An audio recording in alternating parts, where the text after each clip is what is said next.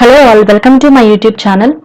So in any data science interview, when an interview want to ask any question regarding linear regression, the first question he will ask you about the assumptions of linear regression. That much important it is. My name is Usha Rani and I am a data scientist. Today I will be discussing about the most important topic in linear regression, that is assumptions of linear regression. Before drill down to today's session, I will just give you the quick overview of what regression is. The regression analysis is a form of predictive modeling technique which investigates the relationship between the dependent variable and the independent variable.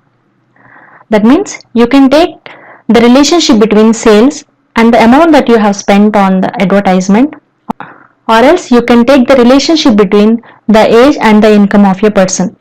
So that is why the regression is used to forecast and also to predict the trends and the future values. So linear regression is one of the types of regression analysis. So what is a linear regression? The linear regression is a statistical model that attempts to show the relationship between two variables with a linear equation. So I will explain what is the regression line and what is the relationship between the dependent variable and the independent variable by taking a graph. Suppose you have a dependent variable on y-axis and independent variable on x-axis. When the variable on the y-axis is increasing due to the change in the variable on x-axis, so you will get a positive regression line, as the slope of the regression is positive. When you draw a linear regression line, so these points are the estimated values, estimated points, and these are actual values. So here the difference between the actual value and the predicted value is called the error or the residual error.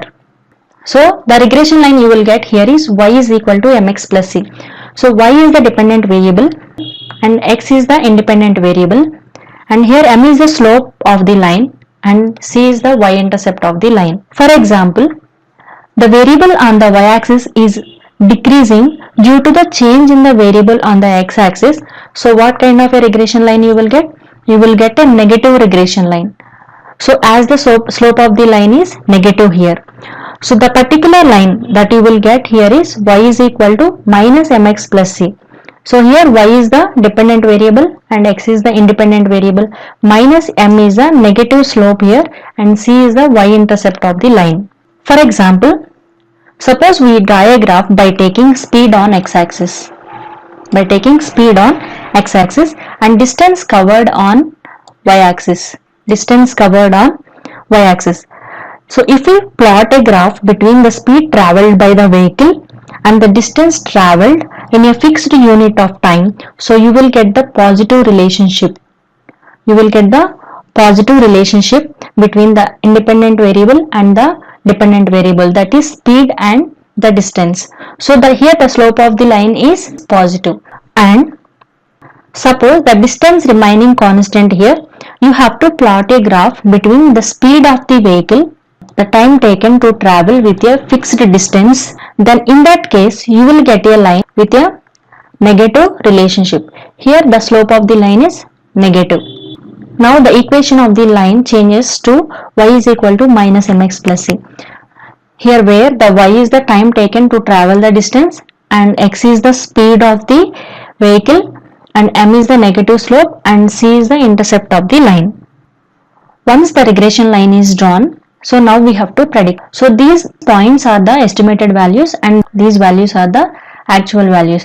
So what we have to do? Our goal is to reduce this error.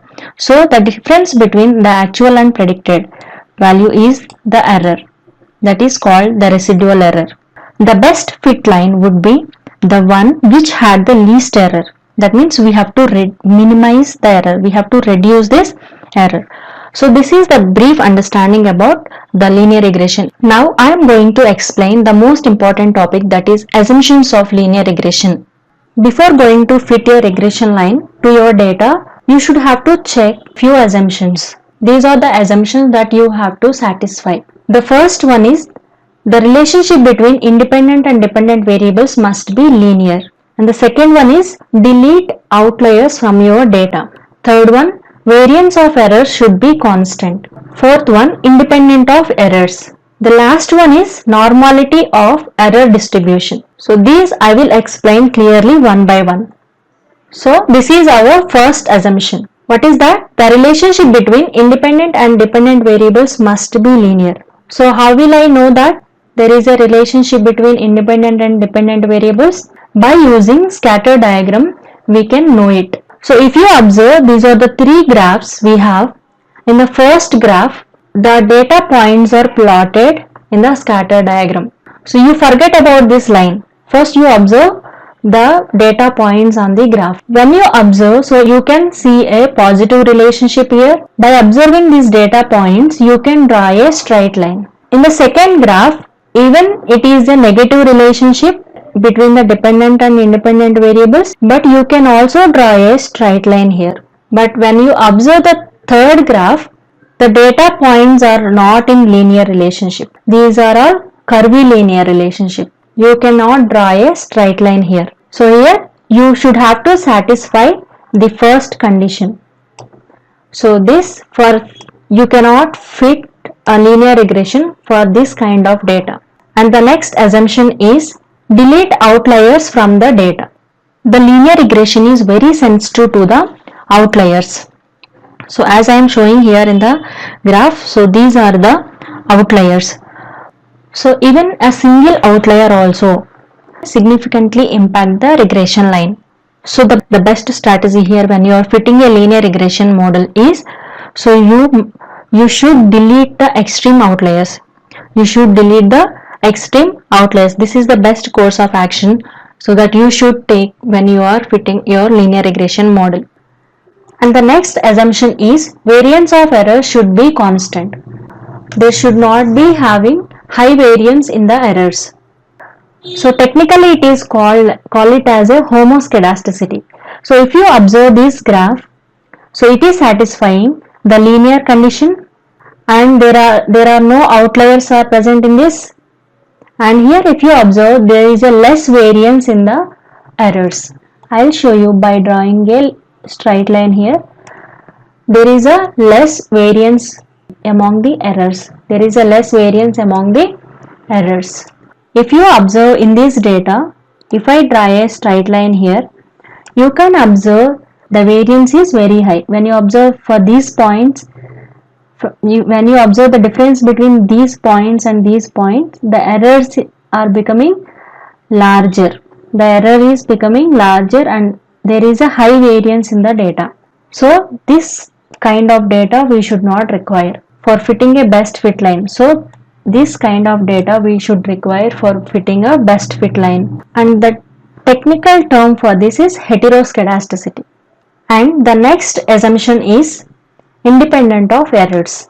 Here we have a linear line and the points on the linear line are estimated values, and this is the estimated value and this is the actual value. The difference between the estimated value and the actual value is called the residual error. Here what is our condition? Independent of errors. That means the error should be independent. They should not depend on each other. So if you observe this first graph, it is satisfying the linear condition and there are no outliers here and the variance of errors is also constant. So this is satisfying the three conditions. And here we can also see here the independent of errors. The errors are also independent. So one error is not depending on the other error. If you observe the second graph, there is a correlation between the errors. That means here the spread of the errors is here very less. It is continuously increasing the errors. That means there is a correlation among the internally it is a correlation among the errors. So this is called a autocorrelation. So for fitting a best fit line, you should not need such kind of data. So you should need this kind of data that you should satisfy the linear condition. There are no outliers and there is a no high variance, that is there is a constant variance here and it is also satisfying the independent of errors. There is no dependency in the errors. And the next one is normality of the error distribution.